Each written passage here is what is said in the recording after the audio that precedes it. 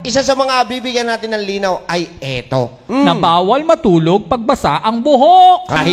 Dahil ang naririnig natin laging rason, lalabo mata, mabubulag ka.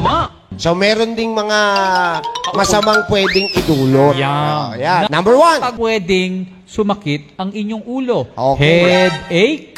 Oo, pwede po itong mag-lead para magkaroon ka ng headache. Kasi yung nagwa-warm na yung temperature ng katawan mo, pero dahil basa pa ang buhok mo, mas malamig pa ang temperature niya, walang balanse, that will lead to a headache. Isa yan! Number 2. Hair breakage. Pwedeng masira, maputol, numipis, mag-brittle Ang buhok. ang iyong buhok. Ang buhok daw pala natin ay pinakamahina during the time na siya ay basa. At kapag ikaw habang natutulog ay malikot ka, syempre, paikot-ikot ng konti yung ulo mo, magkakaroon ng friction. Dahil basa siya, paikot-ikot ka, magkakaroon ng friction yung unan at saka yung buhok mo. So, ang tendency, pwede siyang masira.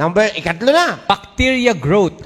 Pwedeng magkaroon ng buhay na bakterya sa iyong unan. Tandaan natin, ang dampen cloth, okay, ibig sabihin medyo basa na damit, tela, punda, at unan, at yan ay matagal bago matuyo. So, pwede itong pamahayan ng molds